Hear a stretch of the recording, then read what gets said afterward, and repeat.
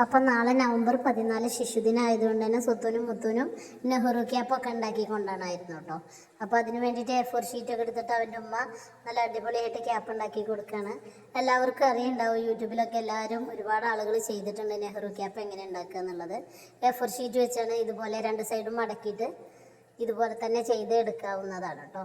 അതറിയാത്തവരുണ്ടെങ്കിൽ യൂട്യൂബിൽ ഒരുപാട് ആളുകളുണ്ട് വീഡിയോ ചെയ്തിട്ട് അത് നോക്കിയിട്ട് ചെയ്യാം.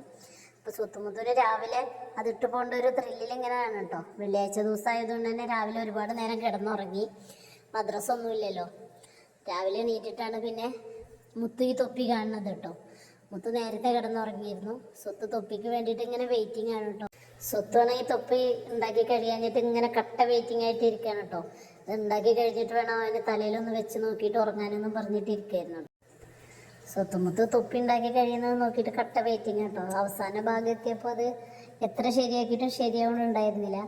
പിന്നെ അവസാനം എല്ലാവരും കൂടെ ഒരു വിധത്തിൽ അത് ഒപ്പിച്ചെടുത്തു കേട്ടോ. ഇനി അതിൻ്റെ 3 മടക്കായി കിട്ടും. ആ 3 മടക്കിൽ പിന്നെ നടുവിലെ മടക്കാണ് കേട്ടോ നമ്മൾ താഴത്തേക്ക് തള്ളി കൊടുക്കേണ്ടതുണ്ടോ. സ്വത്തിട്ട് മുത്തുൻ്റെ കയ്യിലും പിടിച്ച് സ്വത്തിൻ്റെ തലയിലും വെച്ചിട്ട് അവനെങ്ങനെ ഉണ്ടെന്ന് പറയാണ്. സെറ്റായി, അവന് ഇഷ്ടമായി. നാളെ നേരത്തെ ഒരുക്കി പോകണമെന്നൊക്കെ പറഞ്ഞിട്ട് രാവിലെ അപ്പം മുട്ട റോസ്റ്റൊക്കെ കഴിച്ച് ശിശുദിനമായതുകൊണ്ട് തന്നെ കളർ ഡ്രസ്സാണ് കേട്ടോ അവർക്ക് രണ്ടാളൊന്ന്. അത് കളർ ഡ്രസ്സൊക്കെ ഇട്ടിട്ട് തൊപ്പിയും കയ്യിൽ പിടിച്ച് പോണ പോക്കാണ് ഇത് കേട്ടോ.